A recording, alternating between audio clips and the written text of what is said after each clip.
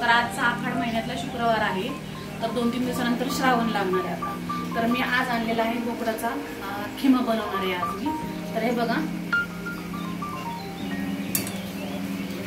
तर मी आणलेला आहे बोकडाच्या मटणाचा अर्धा किलो खिमा. एकदम बारीक करून आणलेला आहे आणि तो स्वच्छ धुतलेला आहे. आणि स्वच्छ धुतल्यानंतर त्याच्यामध्ये थोडंसं चवीपुरतं हळद मीठ टाकून तो गरम फक्त याचं पाणी आटण्यापुरतं वरती ठेवलेलं आहे. गॅसवर ठेवायचं आहे, छोट्या कढईत किंवा पातेल्यात ठेवलं तरी चालेल. ते थोडंसं पाणी आटेपर्यंत ठेवायचं.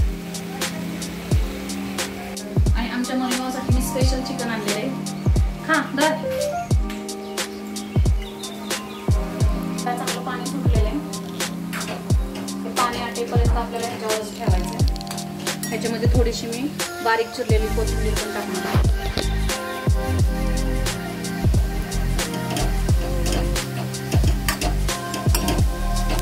मसाल्याची तयारी करून घेऊया. त्यासाठी लागणारे साहित्य, खिम्यासाठी जास्तीत जास्त कांदा टाकायचा आपल्याला. हे मोठे 2 कांदे बारीक चिरून घेतलेले, एक मोठा टोमॅटो घेतलेला आहे, बारीक चिरला आहे. आणि ही थोडीशी कोथिंबीर ठेवली आहे आणखी फोडणीला. आणि हे खोबरं, कोथिंबीर, आलं लसूणची पेस्ट आहे. हे सगळा मसाला मी फोडणीला टाकणार आहे. एकदम 2 चमचे टाकणार त्याच्यामध्ये. मधलं पाणी सगळं आटलेलं आहे. हे बघा, एकदम सुटसुटीत झालं असं. आता मी ह्याला फोडणी देणार आहे, डायरेक्ट कुकरला लावणार आहे. हे 2 चमचे कांदा लसूण मसाला, 1 चमचा धना पावडर आहे आणि हा सोहनाचा मटन मसाला वापरते मी. आता मी ह्याच्यामध्ये 1-3 पळी तेल टाकलेले मोठे. आता तेल चांगलं गरम झालेलं आहे. त्याच्यामध्ये हा कांदा टाकते.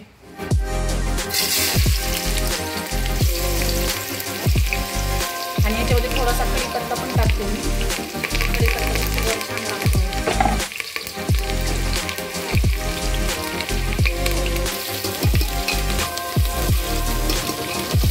कांदा चांगला ब्राऊन होईपर्यंत भाजायचा आपला खिम्याचा.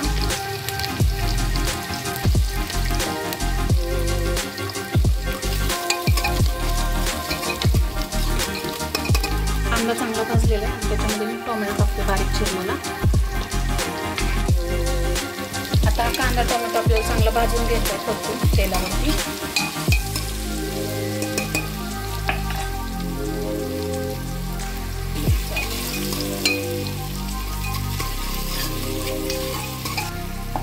आता त्याच्यात हे सगळं भाजलेलं आहे चांगलं, कांदा, टोमॅटो आणि कढीपत्ता. आता त्याच्यामध्ये हे आलं लसूण खोबरं आणि कोथिंबीरची पेस्ट टाकते मी 1 चमचा, 1-1.5 चमचा छोटावाला.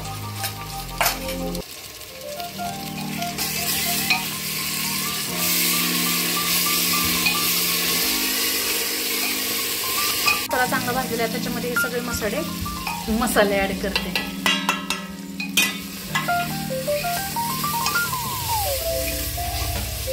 झणझणीत असं आपल्याला बोकड्याच्या मटणाचा खिमा बनवायचा आहे.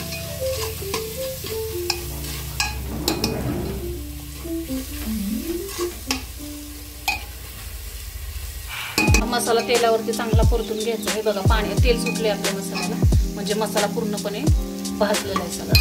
तर त्याच्यामध्ये हा जो खिमा आपण हे केलता, पाणी आटवलं होतं, तो खिमा ह्याच्यामध्ये ऍड करायचा.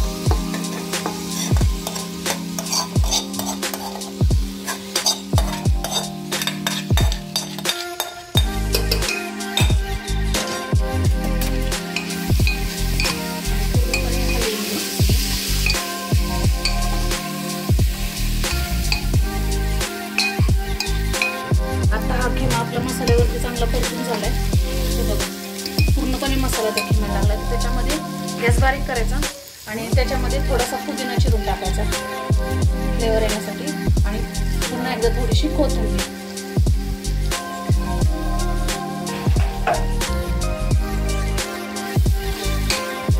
आणि आपण ज्यावेळेस खिम्यातलं पाणी आटायचं त्यावेळेस हळद आणि मीठ टाकलं होतं, त्यामुळे ते ऍड करायची गरज नाही. आणि ज्या भांड्यामध्ये आपण खिम्याचं पाणी आटलं त्याच भांड्यात थोडंसं पाणी गरम करायला ठेवायचं. आता तुम्हाला कसा खिमा पाहिजे बघा. आम्हाला त्यात थोडंसं पाणी लागतं, म्हणून जरा 2 ग्लास पाणी गरम करायचं.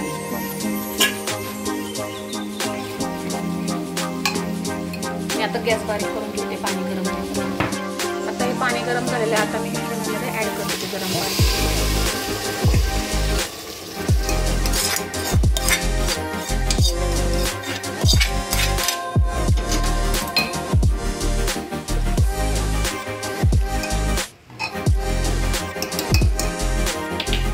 आता याच्यामध्ये सगळे मसाले वगैरे सगळे ॲड करून झालेत आपले. आता आपल्याला एक 6 शिट्टे द्यायच्या त्या कुकरला. किंवा एकदम छान शिजणार आहे. आणि बघा शिजल्यानंतर तुम्हाला दाखवतो.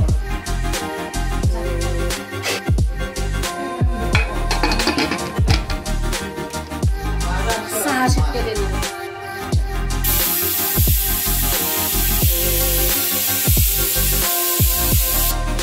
हे बघा मी 6 शिट्टे दिले त्याला. 6 शिट्टे दिल्यात ते आपला खिमा मटनचा खिमा रेडी आहे. चांगला शिजलेला आहे.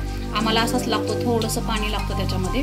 तर हा खिमा तुम्ही चपाती, भाकरी, ज्वारीची, बाजरीची किंवा ब्रेड सोबतही खाऊ शकता. आणि खरं सांगू का, मला तर ब्रेड सोबतच आवडतो खिमा पाव.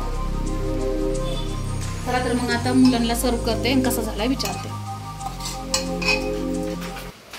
रेडी आहे आजचा मेनू आपला आखाड स्पेशल मेनू. बोकडाच्या मटणाचा खिमा, चपाती, कांदा आणि लिंबू. तर कसा वाटला नक्की सांगा माझी रेसिपी. आज खिम्याची रेसिपी तुम्हाला कशी वाटली हे नक्की सांगा. माझ्या चॅनलवरती नवीन असाल तर लाईक करा, शेअर करा आणि सबस्क्राईब करायला मात्र विसरू नका. धन्यवाद.